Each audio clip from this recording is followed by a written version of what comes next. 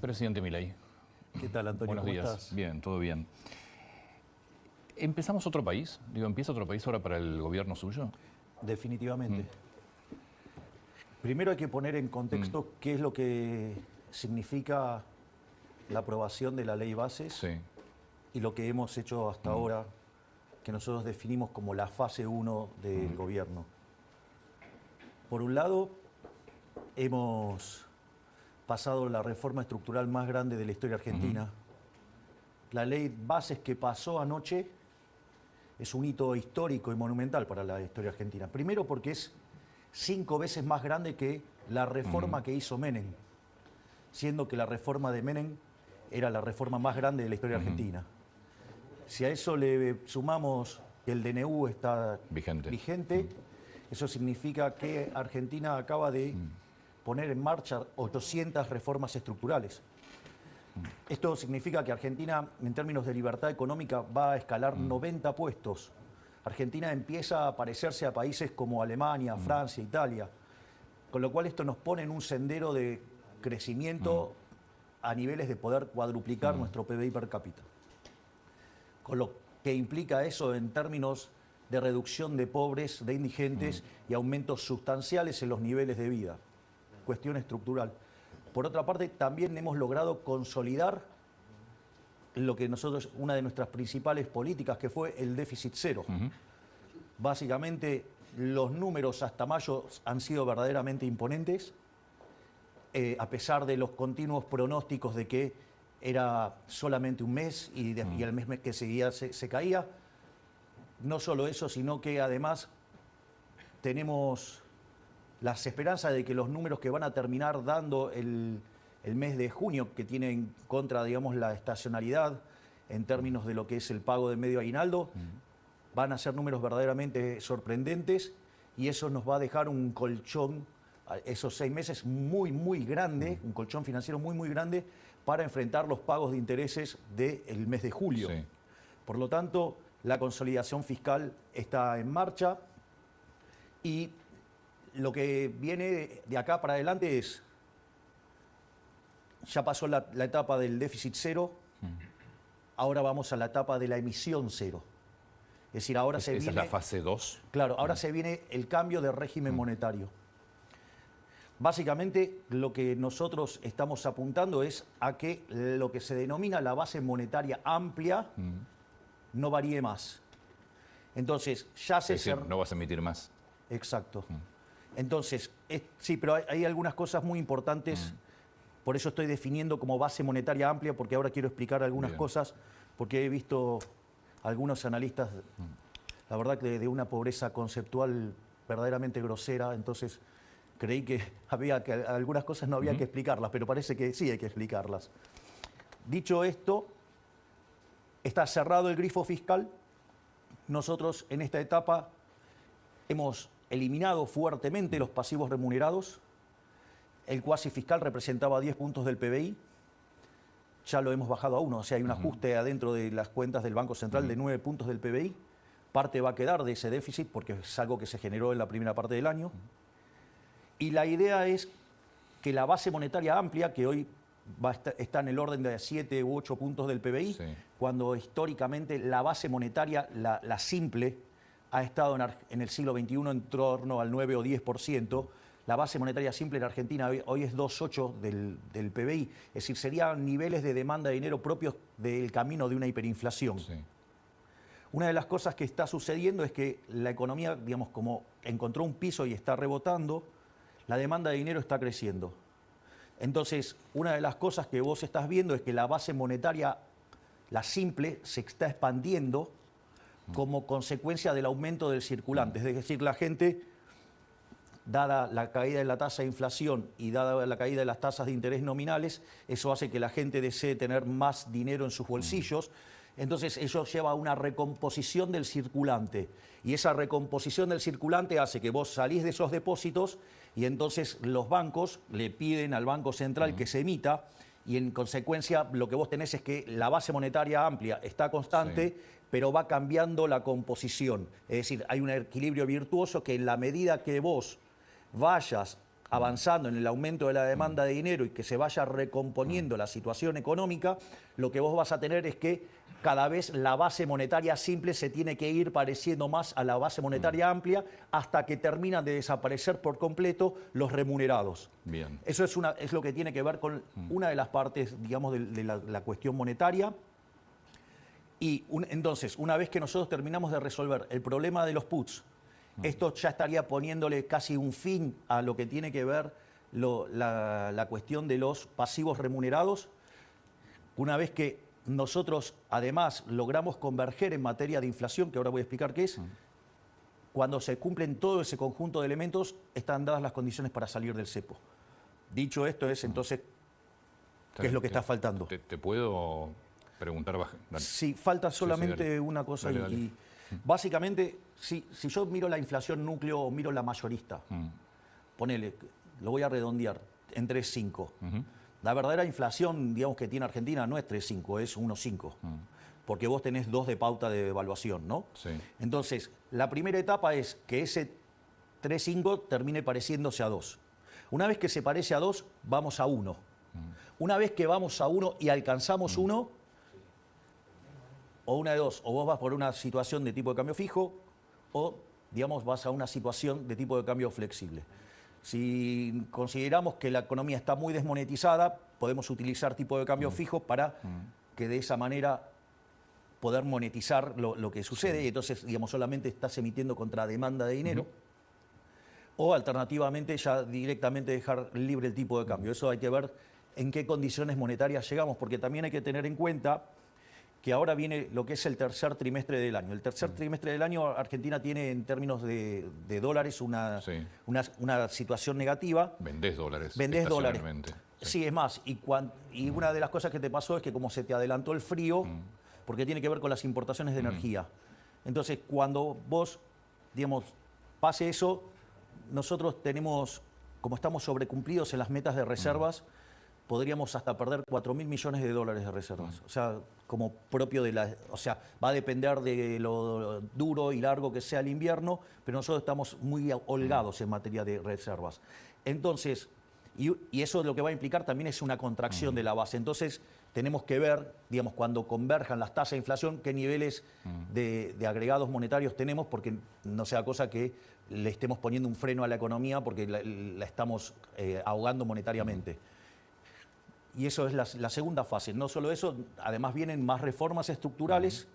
Concretamente, digamos, ahora, la semana que viene, ya hacemos el nombramiento del doctor Sturzenegger. Lo primero que sacamos es, vamos a sacar lo que él llama la ley de hojarascas, que son un conjunto de regulaciones que entorpecen el funcionamiento del sistema económico. Son 100 leyes que se eliminan, pero que implican más reformas estructurales que 100 leyes. Y por otra parte, en la medida que los números fiscales empiecen a mejorar como consecuencia del rebote, digamos, Argentina encontró un piso aproximadamente entre el mes de marzo y el mes de abril. Cuando vos empezás a mirar los indicadores mes sobre mes desestacionalizado, empiezan a dar muestra de una recuperación. Los indicadores líderes están mostrando tasas positivas, y cuando tomás los índices de difusión están arriba del 50%, que son las cantidades de series que empujan para arriba. Por lo tanto, digo, la economía está saliendo, y en ese sentido, en la medida que los ingresos fiscales mejoren, nuestro programa implica bajar impuestos, y eso ya nos permitiría enlazar con la etapa 3 del programa, que es directamente empezar a crecer fuertemente. ¿Puedo...? Sí, claro, digo, para eso vine. Lo que pasa es que está necesitaba perfecto, completar está bárbaro. esta parte. Yo necesito que bajes a tierra para todos nosotros gran parte de lo que planteaste. Por ejemplo, bueno, la pregunta básica es, ¿qué tiempo estimás esta fase 2? Es decir, ¿cuándo la Argentina va a poder abrir el cepo, que es el final de la fase 2? A ver, el problema es, si yo fuera un dirigista te podría dar una fecha. Bien. Pero yo no soy un dirigista, yo soy liberal. Y si vos te fijas, cada uno de estos procesos tiene implícita la toma de decisiones de los individuos. Entonces, cuanto más rápido, por ejemplo, la gente quiera convertirse a circulante, digo, el proceso es más rápido, pero eso depende de la gente. Hay algunas cosas muy interesantes de la forma en la cual nosotros hemos construido el proceso de desinflación.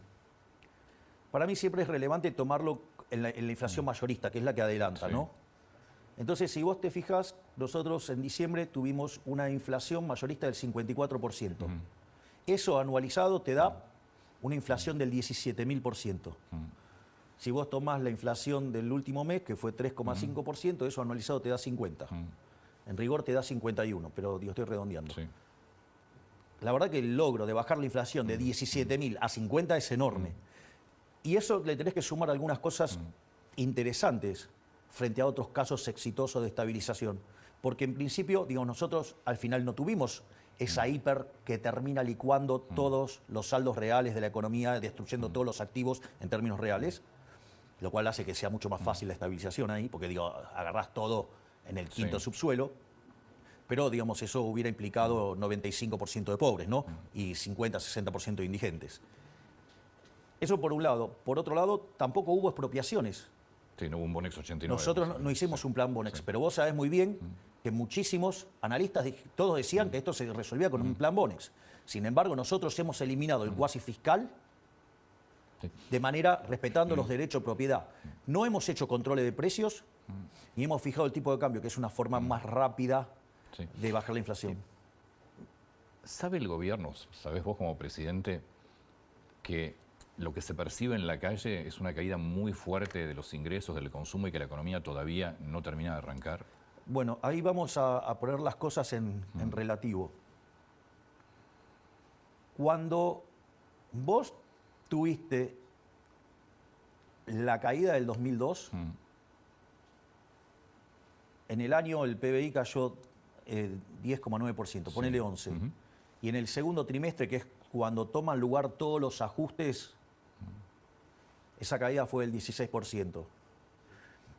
Pero esa es un tercio del tipo de crisis que nosotros enfrentamos, porque además nosotros teníamos un problema similar al que teníamos en la previa del Rodrigazo y teníamos un problema en el Banco Central que era peor que el que hubo en la previa de la hiperinflación de Alfonsín.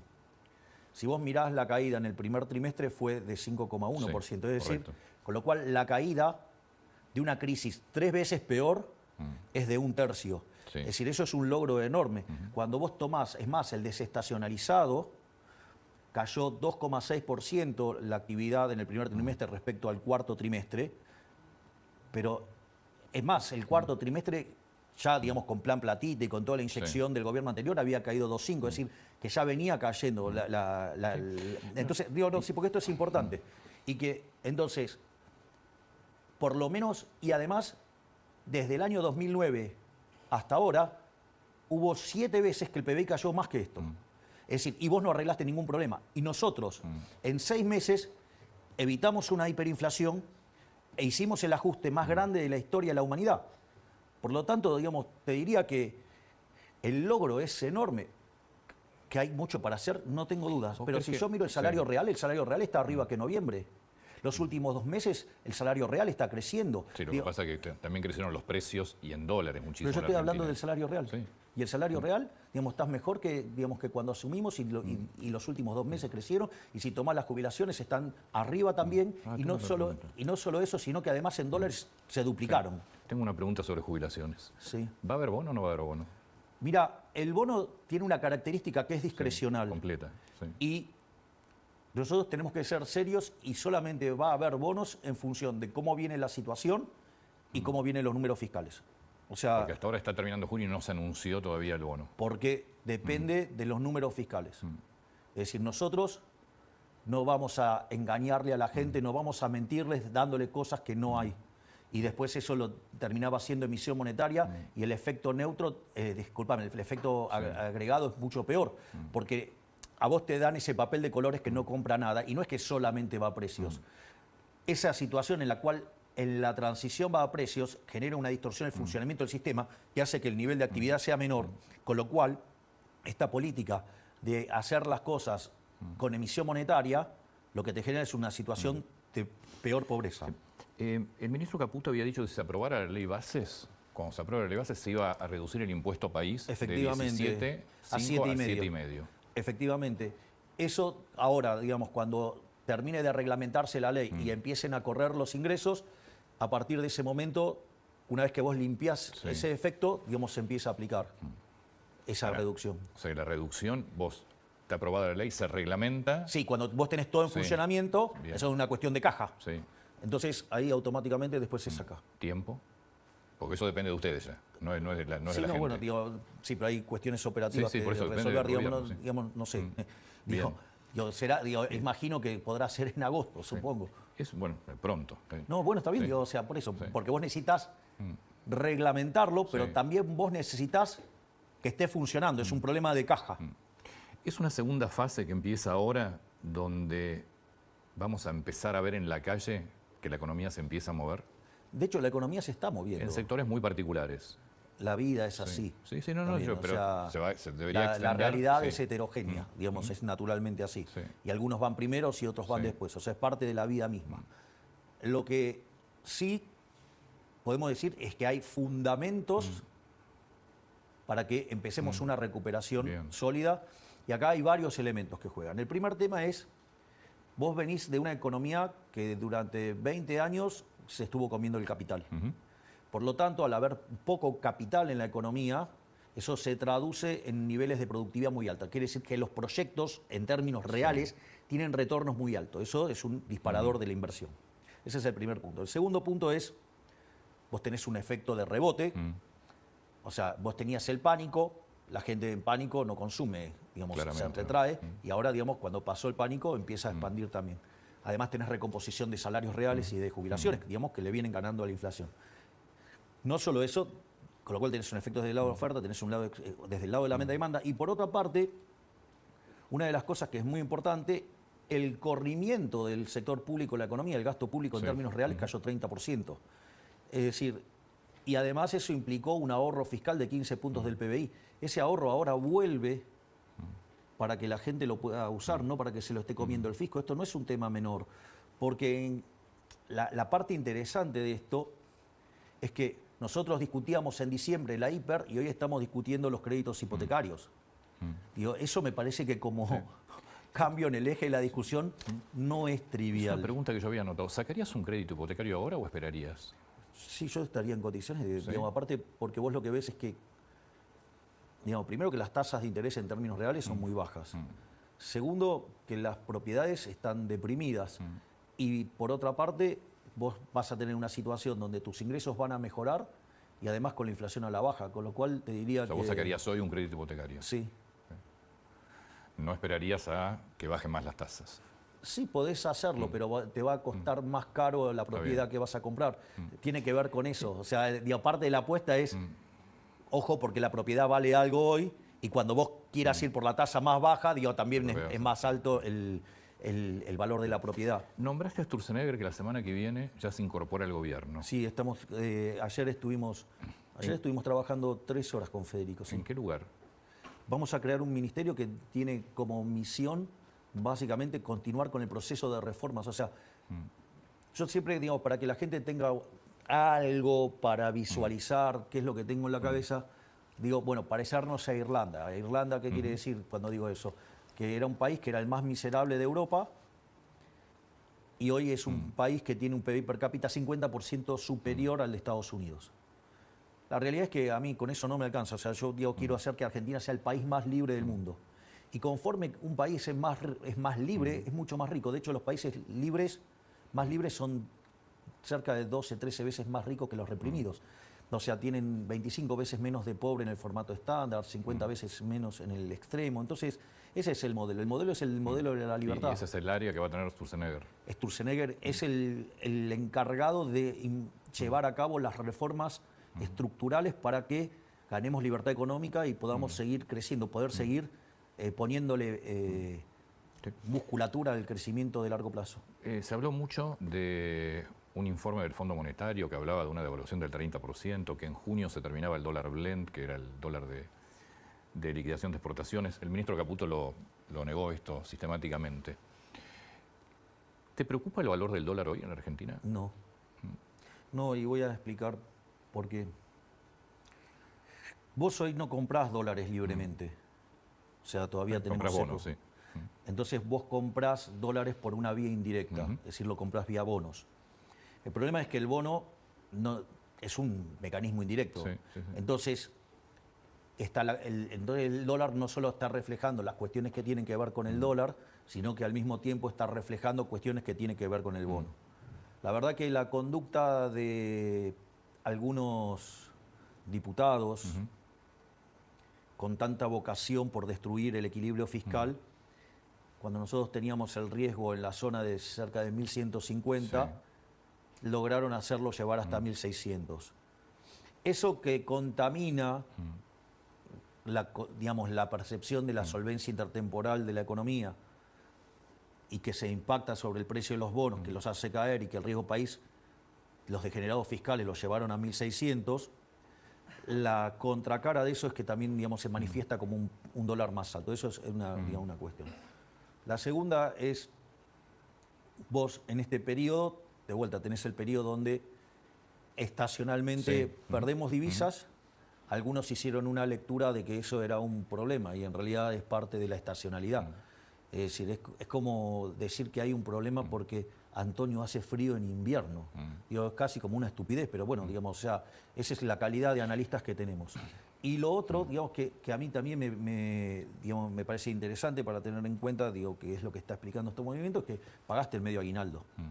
Y, digamos, y la gente, digamos, tiende a... Por lo tanto, no me preocupa. Y en términos de comercio exterior, ¿es un dólar competitivo el actual o vos crees que va a haber modificaciones? Y supongamos, digo, te hago la cuenta al revés, supongamos que no fuera competitivo. ¿Cómo se arregla? ¿Evaluando? Bueno, esta es la clásica solución que todos proponen siempre. Bueno, esa era mi otra pregunta. Sería un disparate. Suponete que te lo hago con un modelo... Si no tenés que buscar competitividad bajando impuestos, por ejemplo. Exacto, eso es lo que nosotros estamos proponiendo. Y de hecho la idea en el programa de crecimiento que estamos haciendo es con el gasto público fijo. De modo tal que todo lo que se genera de crecimiento y que se traduce en aumento de la recaudación va a permitir bajar impuestos. Y entonces la idea es terminar simplificando la estructura tributaria y que de 170 impuestos vayamos a 10. Obvio que esto, digamos, por eso es tan importante ahora que viene lo que es el Pacto de Mayo. Entonces, en ese sentido, digamos, ¿dónde estábamos? Con el dólar, con el dólar competitivo o no competitivo. Ahora vamos por este lado. Suponete que yo tengo un modelo muy simple de transables y no transables. Y la competitividad viene dada por el precio de los transables respecto de los no transables, ¿no? Es es una forma estándar de mirar el problema. Primero te cuento, si vos pensás en esos términos, la baja del gasto público implica que el tipo de cambio, digamos, se vuelve más competitivo porque impacta directamente. Nosotros hicimos una reducción del 30% real del gasto público. Detalle que lo dejo, digamos, para los ignorantes, digamos, que viven engañando gente vía consultoras. Pero ahora voy a ir a otra parte. Suponete lo siguiente, tenés la foto y viene un torpedo y te rompe la mitad del sector no transable de la economía, con lo cual vos tenés una contracción de oferta. ¿Qué crees que va a pasar con el precio de los no transables? Tendría que subir. Obviamente. Por lo tanto, si vos lo mirás en términos de ese precio relativo, la economía se apreció un montonazo, porque el precio de los no transables... Ahora la pregunta es, ¿eso se arregla devaluando? Sería un disparate. Vos lo que tenés que arreglar es la recomposición del sector no transable. Si vos llegás a devaluar y haces subir el precio de los transables porque devaluaste, ¿cuál es el problema? Que la asignación de recursos que vos necesitás que vaya a ese lugar para corregir el problema de competitividad, lo estás bloqueando con la propia devaluación. Es decir, yo no tengo la culpa que, digamos, nuestros analistas tengan tan mala formación en economía que no entiendan ni siquiera modelos de equilibrio general de 2x2x2. O sea, sinceramente, digo, la verdad es que lo que muestran a cada instante es que les falta mucha lectura. Bueno, ya hablamos del tema cepo, hablamos de Sturzenegger. Tema prepagas. Por el DNU quedaron liberados todos los precios. Las prepagas hicieron un aumento disparatado, interviene el Ministerio de Economía diciendo, señores... Defensa de la competencia. Defensa de la competencia, denuncia por cartelización, retrotraen precios. Lo que plantea el Ministro de Economía me parece justo criterio, es nosotros vamos a regular actitudes. Ahora, en este momento vuelven a liberar. ¿Qué creen que van a hacer las prepagas? Van a volver a hacer lo de antes. Bueno, entonces volveremos a... Si cometen exceso, volveremos a recurrir a defensa de la competencia. Porque digo, si ya... Lo hicieron una vez y recurrimos a defensa de la competencia. Si hacen cosas que Digo, esa maniobra tuvo también una intencionalidad política. Claramente. No fue una... Porque cuando vos mirabas la evolución de los precios, te dabas cuenta que no tenía que ver con las correcciones, digamos, que uno ex ante hubiera esperado a la luz del desfasaje que tenía, que era un desfasaje, si no me recuerdo mal, digamos, de 17 puntos porcentuales. Dicho esto, como eso tuvo una intencionalidad política, digo, quien estaba en ese momento al frente de esas instituciones tiene profundos vínculos con quien perdió las elecciones, y eso fue un torpedo a un grupo etario, digamos, que tiene fuerte peso electoral en nuestra composición de votantes. O sea, no es que fue algo inocente, sino fue inocente, fue algo hecho con mala intención política. Es decir, entonces, a la luz de todos los desequilibrios que se habían generado de la previa, porque esto también es importante, porque hay algunos que confunden ser libertario con ser un libertarado. Y yo también descubrí que hay mucho más libertarados que libertarios, porque, digamos, vos tenés una situación que está viciada de origen. Es decir, la pandemia fue un mecanismo por el cual se inyectaba dinero y algunos sacaban ventajas y cambiaron la composición del sector, y vos estás haciendo un programa de estabilización con corrección de precios relativos, y además la política juega. Entonces, vos no podés analizar, digamos, como si estuvieras en condiciones normales de presión y temperatura, cuando en realidad hay tipos tirando torpedos por todos lados. Entonces, uno tiene que internalizar algunas restricciones, y que no todas son además económicas, que son, te diría, las más fáciles de ver.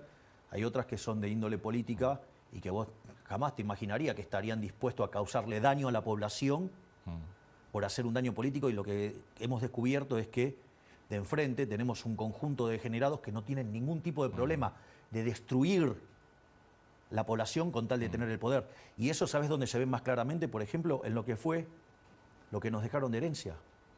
Si nosotros hubiéramos abierto el cepo el primer día, nos habían pasado todas las colocaciones a un día, claro, con lo cual hubiéramos cuadruplicado o quintuplicado la oferta de dinero, la base monetaria en rigor, en un día, en una situación donde teníamos deuda con importadores por 50.000 millones de dólares, la CIRA, 15.000 millones de dólares pisados de dividendos, 90.000 millones de dólares en vencimiento en pesos. ¿Vos te encontraste con un país mucho peor de lo que pensabas? Sí, era mucho peor que lo que creíamos, porque había partidas ocultas. Nosotros, por ejemplo, creíamos que el problema del Banco Central eran solamente los pasivos remunerados. Y lo que descubrimos es que no solo estaba el problema de los pasivos remunerados, había una cosa que es muy perversa, que es el tema de los puts. Sí. Cuando el gobierno anterior desea financiar el déficit fiscal, no consigue que los bancos le financien, entonces prefieren hacerlo vía el Banco Central. En esa operatoria, que prefieren hacerlo vía el Banco Central, cuando vos tenés una opción, ya sea un put, un call, que está en condiciones de ser ejercido, en realidad, digamos, o sea, tu verdadero problema es la supuesta contingencia, que en este caso ya es una certeza, porque estaba en zona de ejercicio. Que te lo van a ejercer. Claro, además no tenés fecha, te lo ponen a ejercer porque es americano, exacto. O sea, porque si fuera europeo, sabes cuándo vence. Acá, digamos, te lo ejecutan el día que se les da la gana. Dicho esto, ¿qué es lo que ocurre? En este contexto, a vos te podían meter 2 bases monetarias más de un día para el otro con eso, y en el balance del Banco Central, por una cuestión de contabilidad, se registra solamente el put. La opción. Claro, exactamente. No se registra lo que te pueden ejecutar. Exacto, se registra la opción, no la contingencia. O sea, como cualquier opción. Claro, entonces, tío, cuando entramos ahí nos encontramos con ese... Que la contingencia en este caso además era recontra ejecutable. Estaba in the money, estaba tirado para ejecutarse, en cualquier claramente. momento, claro. Entonces, y eso es lo que hace que todavía no podamos salir del cepo. ¿Y eso cómo lo van a resolver? Porque todavía está la opción, es decir, todavía está... Estamos trabajando en darle una solución. Por eso es tan importante, yo te diría, la verdad que la tarea de Bausili y Pablo Quirno es monumental, porque están recreando toda una curva de pesos. Recrear esa curva de pesos hace que esos pasivos monetarios remunerados, que nunca deberían haber estado en el Banco Central, vuelvan a estar donde tenían que estar, que era en el Tesoro, porque la contracara de eso son los 45.000 millones de dólares que se robaron del Banco Central del gobierno anterior.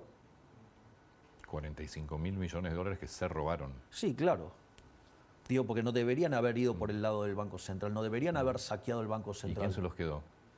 Se los gastaron haciendo populismo. Entonces el plan Platita, pero 45.000 millones. A lo largo de... Sí, es más, en mi definición se Es robaron... el doble de las reservas. Se robaron 28 puntos del PBI con señoriaje. Lo que pasa es que no está tipificado como delito, pero el señoriaje es delito. Vos emitiste 28 puntos del PBI en 4 años, pero de esos 28 puntos del PBI, 13 se emitieron en el último año. O sea, te das cuenta que estamos hablando se patinaron cerca de 90.000 millones de dólares. El último año nada más. Yo no puedo creer las cifras. Bueno, se vio todo lo que pusieron en la calle, pero vos me estás hablando de 90.000 millones de dólares. Es una fortuna. obvio. Digamos, eso es el populismo. Eso es lo que nos dejaron plantado. Ahora, digo, yo no voy a estar llorando por la herencia, porque en condiciones de presiones normales, en condiciones normales de presión y temperatura, vos no tenés un presidente liberal libertario. Digo, por algo soy el primer presidente liberal libertario de la historia de la humanidad, porque digo, o sea, no es el estándar. Digo, tiene que estar todo muy roto. La diferencia era si estallaba, y creo que nosotros esto lo hemos hablado en alguna entrevista. Te dije que era mucho más fácil arreglarlo si estallaba. Sí, lo que pasa es que el daño que tenés es gigantesco. Obvio, pero ellos, ¿qué era lo que esperaban? Que en lugar de actuar como libertarios, actuáramos como libertarados y que nos estallara todo, y en diciembre arrancaban los saqueos y en enero ya ellos volvían al poder, todo el ajuste se hacía por las malas y toda era culpa de los libertarios, y entonces ibas a tener 100 años más de populismo hasta que nos hundiéramos en la más guarra de las miserias. ¿Te puedo volver al principio de la fase 2? Donde quieras. Pero tratá de llevármelo a nuestra vida y a nuestro lenguaje. Explícame la fase 2 en la calle, para todos nosotros. O sea, ¿en qué nos va a cambiar la fase 2 del gobierno? Con la ley de bases aprobada, el paquete fiscal aprobado. La fase 2 tiene algunos elementos interesantes. Que empezás a aprovechar los réditos de haber hecho la estabilización. Y eso va a significar un nivel de actividad recuperándose, una mejora del empleo, una mejora de los salarios respecto de la inflación, mejora de las jubilaciones respecto de la inflación, tasas de interés más bajas, la existencia de créditos, ¿sí? Y un proceso de inversión donde el RIGI juega un rol fundamental para conseguir nuevas inversiones. Y eso, lo que vos tenés en la fase 2, implica además empezar a terminar definitivamente con el problema de la inflación, que cuando vos tengas eso terminado y vos puedas asegurarte que la emisión sea cero, podemos ir a la ley de emisión cero, donde básicamente si vos emitís dinero... Esta es la ley comparada delito de lesa humanidad. Exactamente, donde va preso el presidente, el ministro de Economía, el presidente del Banco Central, todo el directorio y los diputados y senadores que aprueben esas cosas. Vos me podés decir, bueno, pero puede venir alguien y la puede cambiar. Sí, pero como tiene esa característica de lesa humanidad, puede volver otro y decir... no prescribe. Exactamente. Eso no es menor, porque eso es determinar que se muere la inflación. Por otra parte, como nosotros apuntamos que la base monetaria amplia no cambie y que la base monetaria tradicional vaya convergiendo a la amplia, toda la monetización de la economía se va a hacer de manera endógena por la gente y vos vas a poder usar distintas monedas. Entonces, y vos vas a tener más reformas estructurales. Nosotros tenemos todavía más de 3.000 reformas estructurales. Si ya metimos 800, vamos a meter 3.000 más. Ese va a ser Sturzenegger. Exactamente. Y eso es todo inyección al crecimiento. ¿Dolarización ya quedó al margen y No, la dolarización va a ocurrir naturalmente. Esa es la dolarización endógena. Endógena, claro, porque si yo dejo fija la cantidad de dinero, ¿sí? Y los distintos aumentos de la demanda de dinero, yo, en lugar de que vos los tengas que pasar por el mercado, vos puedas usar los dólares o la moneda que vos quieras, es en realidad competencia de monedas. Entonces, vos, por ejemplo, porque si vos estás en el sector petrolero, es más probable que utilices el WTI, no necesitas usar el dólar. Pero el peso no va a desaparecer. El peso, digamos, no necesita desaparecer. Digamos, lo que necesitas es que no crezca más.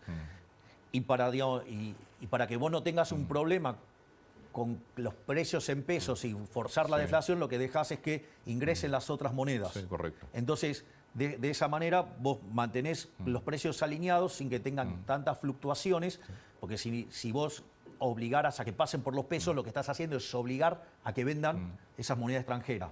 Entonces, lo que a vos te ocurre es que va a empezar a darse la monetización de la economía con la presencia de nuevas monedas. Va a haber un momento que va a ser tan grande la relación entre el resto de las monedas y el peso que Sí, digo, va a ser de forma endógena. puede decidirse en algún momento sacarlo, lo puedes hacer, digamos, desde mi punto de vista lo mejor sería sacarlo, porque digo, está claro que yo no quiero emitir, pero a mí no me consta que otros no quieran emitir. Pero bueno, eso también es un proceso en el cual Sí. digo, se va a ir dando con el tiempo, pero esto es como todo, Antonio. A ver, están todos ansiosos con la inflación. Y ahora, digo, vos toma cualquier reportaje mío y yo te decía, ¿cuánto tiempo tarda en bajar la inflación? 18 meses, Sí. 18 a 24. No, Mira, aparte ahí van siempre, 6. siempre planteaste un programa a 30 años, básicamente, con distintas etapas. Exacto, digamos, o sea, para que De hecho, la dolarización, si yo mal no recuerdo, era al año o año y medio que se empezaba a plantear. se empieza, claro, digamos, primero tenés que arreglar todo el desastre que te dejaron el Banco Central, que es bastante más grave de lo que había, y una vez que vos saneás el Banco Central, una vez que estás en el régimen de competencia de monedas y tenés un sistema financiero anticorrida, recién ahí podés avanzar en la ¿Te dolarización. preocupa que suba la inflación en junio, como están planteando las consultoras a raíz de la suba de tarifas, que se vaya a 5,2, 5,5? No, no porque si yo miro la tendencia es a la baja. Creer que toda esa tendencia no puede tener un serrucho es un error conceptual Sí. enorme. Que a mí lo que me preocupa mucho más en el sentido de que hay que mirarlo, para mí lo que hay que estar mirando todo el tiempo es la core y la mayorista. Sí, correcto. Entonces, y siempre el comparado es, tenés un piso de 2 porque tenés la pauta Sí, devaluatoria. aparte los servicios públicos los sacás, no están en la corre. Bien, entonces, exacto, sí. porque vos en el medio lo que estás teniendo es una recomposición de precio relativo. Una recomposición de precio relativo no es inflación, es recomposición de precio relativo, que lo vas a manifestar como una situación donde digamos, te suben los precios, pero eso es un problema de la recomposición, no de... Mira, te lo hago con un ejemplo Sí. más fácil. Suponete que tenés una situación X en la economía y por algún motivo, no sé cuál, el que fuera, hay una caída en la demanda de dinero porque inventaste un mecanismo por el cual cambiás los modos de pago Sí. y entonces demandás menos dinero, pero no por, digo, por nada más que por eso. Sí. Por lo tanto, o sea, la demanda de dinero cae. ¿Cuál es la consecuencia? Que pierde poder adquisitivo el peso, o sea, con lo cual tenés un Sí. salto de once for all, o sea, de una vez para Sí, sí, siempre, sí. en el tipo en el nivel de precio, pero eso no es inflación, es un cambio de precio relativo. Yo tengo dos preguntas. Una, Qué bueno, son las dos preguntas, o sea, por ahora. No, esta semana Lula dijo que vos deberías pedirle disculpas. ¿Qué pensás de Lula? ¿Qué pensás de lo que dijo? la verdad que una discusión tan chiquita, ¿no? Parece una discusión de criaturas de preadolescentes. Porque, digo, es el mismo mecanismo de Petro, es el mismo mecanismo de Sánchez. O sea, No, lo de son- Sánchez fue distinto, porque No, Sánchez no, hubo no, un insulto no. previo del gobierno de Sánchez a través de Puente. ¿Y vos te crees que Lula no hizo cosas parecidas Pero Sánchez fue metiéndose? mucho más grosso. ¿Y no te crees que Petro y Lula no hicieron cosas similares en el caso de Lula metiéndose activamente en la campaña electoral nuestra? ¿De qué Con lo estamos cual no le hablando? vas a pedir disculpas a Lula. Pero aparte, digamos, las cosas que yo dije encima son ciertas. Digo, ¿cuáles son los problemas? ¿Que le dije corrupto? ¿Y acaso no fue preso por corrupto? ¿Y qué le dije? ¿Comunista? ¿Y acaso no es comunista? Digo, ¿desde cuándo hay que pedir perdón por decir la verdad? ¿O estamos tan enfermos de corrección política que a la izquierda no se le puede decir nada, aun cuando sea verdad? Es como, no sé, ¿cuánto me dice? ¿1,90 m? Un 87. 1,87.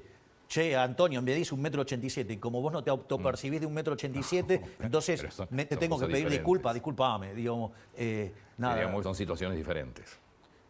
En el fondo es lo mismo, lo que pasa es que lo estoy llevando a un ejemplo ridículo.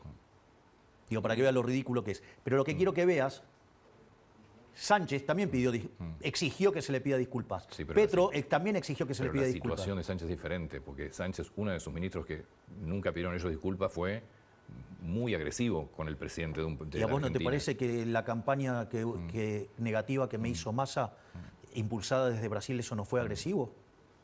pero en todo caso es un problema de masa también. Pero igual la pregunta era... Digamos, de vuelta, Sí. pero ¿quién era la contraparte? Digo, ¿me van a pedir disculpas por la cantidad de mentiras que dijeron durante toda la campaña? Me quedó claro. Digo, porque aparte, digamos, o sea, los que mintieron exige que se les pida perdón porque uno les dijo la verdad. Vamos. Entonces, hay que ponérselo, ¿sabes qué? Hay que ponerse por encima de estas niñedades. ¿Sabes por qué? Porque es más importante, Pero, digamos, los intereses de los argentinos y los brasileros que, digamos, el ego inflamado de ¿Y por qué algún le pediste zurdito. disculpas al Papa? Que dijo, entre otras cosas, que eras el maligno. No, yo le dije eso. No, el Papa, tenés razón, vos le dijiste eso, el Papa dijo otra cosa y volvió ahora en esta última vez. Porque, digamos, ¿Por qué le pediste disculpas al Papa, que también fue bastante duro con vos?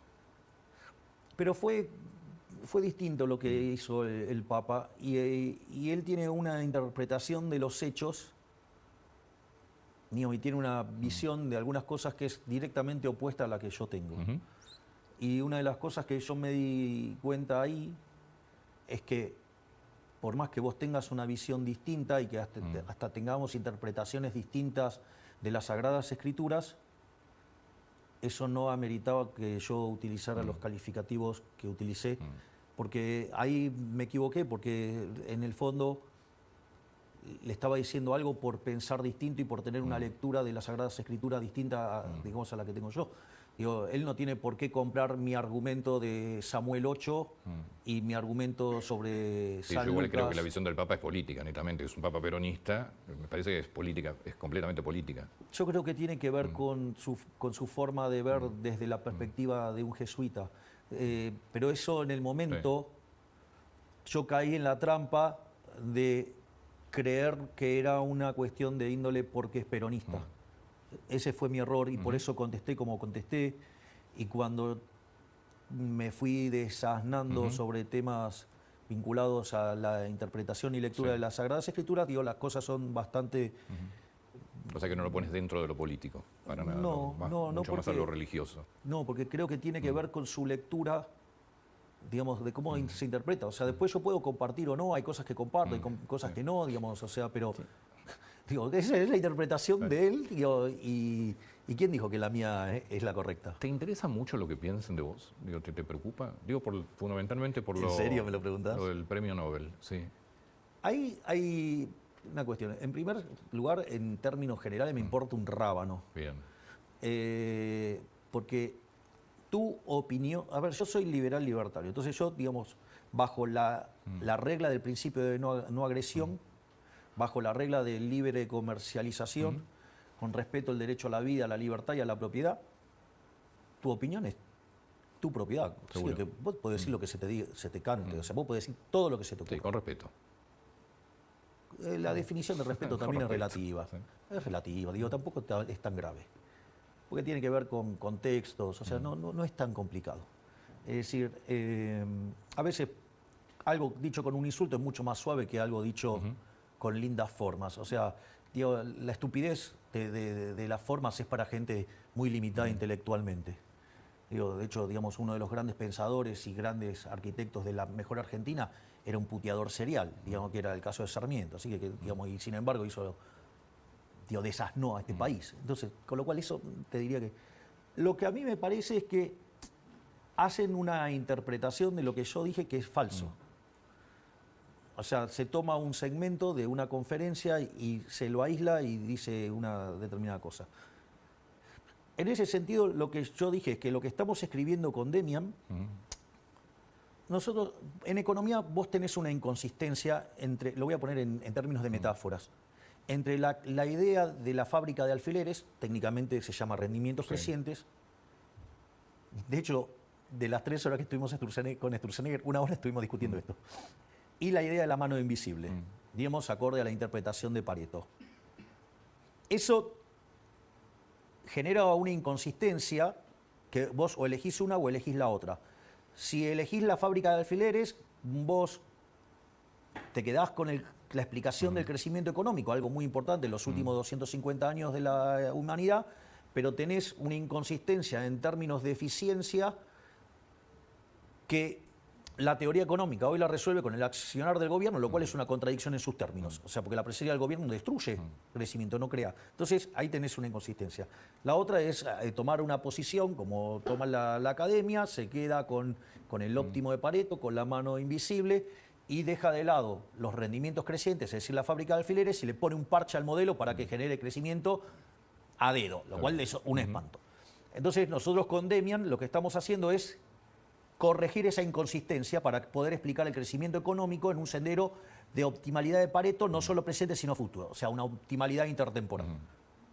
Ahora, ¿qué pasa? Cuando vos haces eso, eso implica que tenés que redefinir cómo funcionan las empresas, que tenés que redefinir cómo funcionan los mercados. Digo, que tenés que redefinir... O sea, tenés que redefinir la economía. Bueno, implica, el día que vos lográs cambiar eso implica un torpedo sobre la teoría económica neoclásica que tiene que cambiar el 80% de la teoría económica neoclásica. Y cuando vos haces ese cambio, todo lo que estuviste discutiendo en los últimos 50 años en materia de política económica está todo mal. ¿Comprendés? Sí. Entonces, si vos llegás a lograr eso, y eso es una contribución digna del premio Nobel. Eso no quiere decir que yo me postulé. Claro. Lo que dije es, nosotros estamos trabajando en algo que es un torpedo, la línea de flotación, a la teoría económica neoclásica. De ahí a decir que me autopostulé para el Nobel es una estupidez del tamaño de una casa. Mil gracias por el tiempo. No, por favor, espero haber sumado algo para desde ya que sí. Que poder, digamos, que los argentinos tengan la tranquilidad que estamos yendo por el buen camino y que estamos haciendo algo que... Hay algo que es muy importante que hay que entender. Nosotros estamos revirtiendo más de 100 años de decadencia. Y ayer hemos dado el primer paso. Ayer hemos dado el primer paso para salir de la decadencia de los últimos 100. Y estamos gestando las condiciones para que Argentina vuelva a ser el país más próspero del mundo. Porque vamos a hacer que Argentina sea el país más libre del mundo. Y si Argentina es el país más libre del mundo, va a ser el más próspero del mundo. Y en eso nos va la vida a nosotros. Presidente, gracias. Gracias, Antonio. Por favor.